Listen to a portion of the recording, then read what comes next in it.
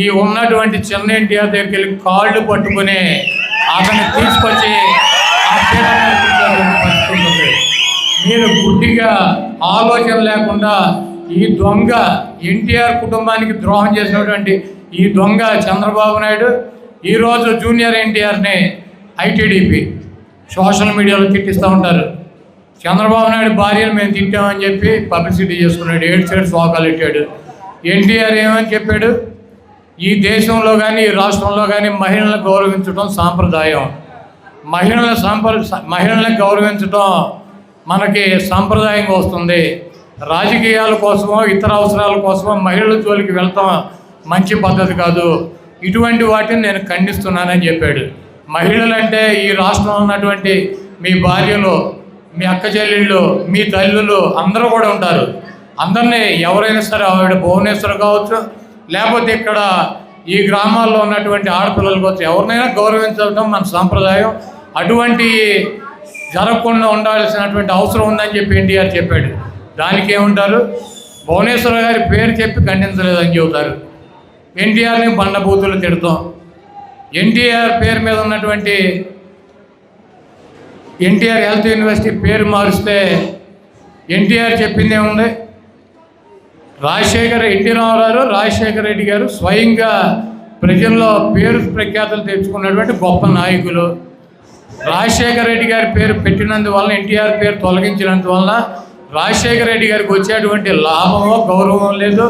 NT Ramarao పేరు ఒక యూనివర్సిటీకి తీసేసినందువల్ల ఆయనకి పోయేటువంటి పేరు లేదు, ప్రఖ్యాత లేదు. ఇది మంచి సాంప్రదాయం కాదని చెప్పాడు. దీంట్లో తప్పేంటి? రాజశేఖర రెడ్డి గారిని ఎన్టీఆర్ని పోల్చుతాం, మీకు ఇష్టం లేకపోతే పోల్చకూడదా? రాజశేఖర రెడ్డి గారు ఒక శాసనసభ్యుడిగా ఒక మహోన్నతమైనటువంటి స్థానానికి వచ్చి ఆయన పేరు మీద రాజకీయ పార్టీ పెడితే వాళ్ళ అబ్బాయి అధికారంలోకి వచ్చినటువంటి పరిస్థితి ఉంటే రాజశేఖర రెడ్డి గారిని ఎన్టీ రామారావుతో పోల్చగా ఈ ఎదవ ఈ 420 చంద్రబాబు గారితో పోల్చాలా? ఒక శాసనసభ్యుడిగా జీవితాన్ని ప్రారంభించి అంచెలంచెలుగా ఎదిగి ఒక ముఖ్యమంత్రిగా 5 సంవత్సరాలు పనిచేసి ఆయన పేరు మీద ఆయన చనిపోతే కొడుకు పార్టీ పెడితే ఈ రాష్ట్రంలో ఆ పార్టీని అధికారంలోకి తీసుకొచ్చారంటే రాజశేఖర రెడ్డి గారిని ఈ రాష్ట్ర ప్రజలు గుండెల్లో పెట్టుకోలేదా? అటువంటి గొప్ప వ్యక్తిని ఎన్టీఆర్తో పోలిస్తే ఏంటి తప్పు ఏంటి? ఎన్టీఆర్ పార్టీ పెట్టినటువంటి 9 నెలల్లో ఆయన గుండెల్లో పెట్టుకుని అధికారంలోకి తీసుకొచ్చారు. అదేవిధంగా రాజశేఖర రెడ్డి గారిని కూడా గుండెల్లో పెట్టుకున్నారు. ఆ ఎన్టీఆర్ రాజశేఖర రెడ్డి గారు ఇద్దరు ఉన్నతమైనటువంటి వ్యక్తులు. ఒకళ్ళ పేరు తీసి ఇంకొకళ్ళ పేరు పెడతాం వలన ఆ పేరు తీసినటువంటి వ్యక్తికి పోయేది ఏమీ లేదు, పెట్టినటువంటి వ్యక్తికి వచ్చేది లేదని చెప్పి ఇది మంచి సాంప్రదాయం కాదని చెప్పి ఎన్టీఆర్ చెప్పాడు. దానికి పనికి మాలినటువంటి వెధవలు ఈ 420 బ్యాచ్, ఈ తెలుగుదేశం పార్టీ కుక్కలో ఎన్టీఆర్ని అమ్మని, చెల్లిని, భార్యని తిడతారు. ఈరోజు సిగ్గు లేకుండా ఇదే వెధవలో ఎన్టీఆర్ అభిమానుల ఓట్ల కోసం ఎన్టీఆర్ జెండా పట్టుకొని తెలుగుదేశం పార్టీ మీటింగులకు వెళ్తే తరిమి కొట్టినటువంటి ఈ వెధవలు ఈ 420 నా కొడుకులు ఈరోజు ఎన్టీఆర్ జపం చేస్తారంటే దట్ ఈజ్ ఎన్టీఆర్. ఈరోజు మీరందరూ కూడా ఆలోచించుకోండి. నేను ఎన్టీ రామారావుకి భక్తుడిని. నందమూరి హరికృష్ణ గారితో కలిసి తిరిగా నా గురువు, నా దైవం. ఎన్టీ రామారావు నా రాజకీయంగా నాకు జన్మనిచ్చినటువంటి వ్యక్తి అని అనేక సార్లు చెప్పా. నేను వైసీపీలో ఉండి ఈరోజు వైఎస్ఆర్ కాంగ్రెస్ పార్టీలో ఉండి నేను తిరిగేటువంటి ప్రచార రథానికి దమ్ముగా, ధైర్యంగా ఎన్టీఆర్ రాజశేఖర రెడ్డి గారు 2 ఫోటోలు అంటించుకొని తిరగలిగినటువంటి దమ్ము, ధైర్యం ఉంది.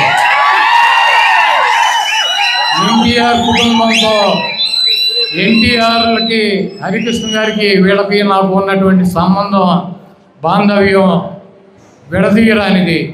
వాళ్ళ కోసం నేను, నా కోసం వాళ్ళు అనేక త్యాగాలు చేసాం, కార్యక్రమాలు చేసాం. ఈ రాష్ట్రంలో ఎన్టీఆర్, వైఎస్ రాజశేఖర రెడ్డి గారు ఇద్దరు నాకు 2 కళ్ళు. అదేవిధంగా జగన్మోహన్ రెడ్డి, జూనియర్ ఎన్టీఆర్ నాకు 2 కళ్ళు. వాళ్ళని అనగ తొక్కాలని చెప్పి చూసేటువంటి ఈ తెలుగుదేశం పార్టీని చిత్తుగా మీరందరూ ఓడించాలి. అదేవిధంగా ఎన్టీఆర్కి భక్తులు ఎవరు? ఎన్టీఆర్కి భక్తులు ఎవరు? ఎన్టీఆర్కి భక్తులు ఈ రాష్ట్రంలో 190% గౌడ సామాజిక వర్గం ఎన్టీఆర్ని గుండెల్లో పెట్టుకున్నారు. పెద్ద ఎన్టీఆర్ని కానీ చిన్న ఎన్టీఆర్ని కానీ గుండెల్లో పెట్టుకున్నారు. ఆ రోజు అంకిం ప్రభాకర్ రావు గారికి ఎన్టీ రామారావు జిల్లాలో మంత్రి పదవి ఇస్తే ఈరోజు 83 నుంచి 85 దాకా అంకిం ప్రభాకర్ రావు గారు మంత్రి చేస్తే మరి తెలుగుదేశం పార్టీ అధికారంలోకి వచ్చిన చంద్రబాబు నాయుడు ఈ జిల్లాలో ఒక గౌడ సామాజిక వర్గానికి ఒక మంత్రి పదవి ఎందుకు ఇవ్వాల? 14 సంవత్సరాలు. ఈరోజు జోగి రమేష్కి నన్ను పేర్నాని లాంటి వ్యక్తులను తీసి పక్కన పెట్టి జోగి రమేష్కి జిల్లాలో మంత్రి పదవి ఇచ్చింది జగన్మోహన్ రెడ్డి గారు.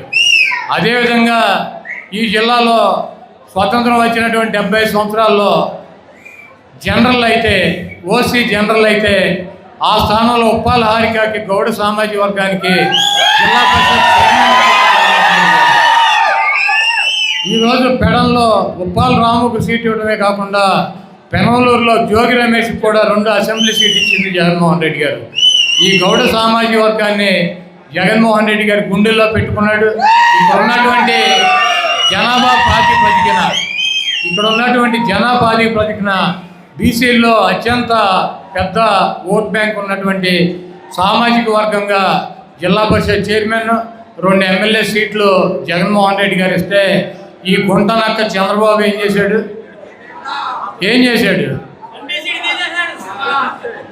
పెడల్లో ఉన్నటువంటి సీటు ఉంచాడు. ఎంపీ కొనగల నారాయణ గారిని తీసేశాడు. దేనికి తీసాడు? అవినీతి పరుడా?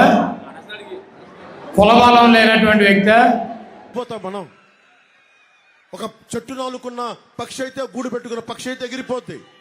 కానీ మనం వేళ్ళూరు కొనిపోయాం చెట్టుల్లాగా. తుఫాన్ వచ్చినా భూకంపాలు వచ్చినా ఎక్కడికి వెళ్ళలేం. మనం నేల విడిచి ఎక్కడికి పారిపోతాం?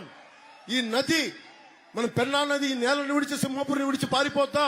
కష్టాలు వచ్చినప్పుడు పారిపోద్దా పెన్నా నది? కష్టాలు వచ్చినా జగన్ వచ్చినా జగన్ అమ్మమ్మ కూడా వచ్చినా మనం పారిపోం. ఇక్కడ కూర్చొని నిలబడతాం, పోరాడతాం, చొక్కా పట్టుకొని నిలదీస్తాం, మన హక్కుల్ని సాధించుకుంటాం. ఇది మన హక్కు, మన నేల మనదే, మన సింహపురై మనదే.